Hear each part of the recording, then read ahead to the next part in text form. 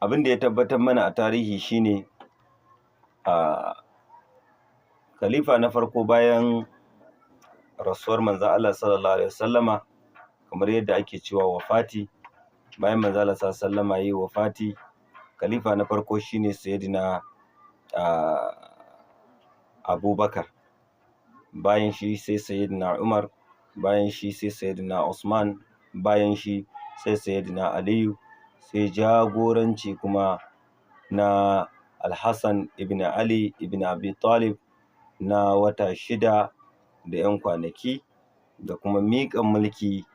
ga ainihin wato Banu Umayya, Umayyad Khalifa, wanda Mu'awiya ɗan Abi Sufyana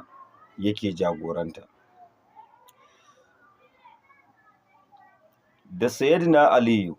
da sayyidina Umar, da sayyidina Usman,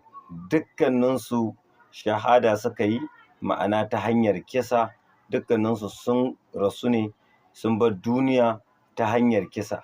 ma'ana dukkaninsu kashe su aka yi. Dukkaninsu an yi musu ta'addanci ne aka kashe su dukkaninsu, kuma kowanne asbab ko kuma sababin minal asbab na kisan akwai shi.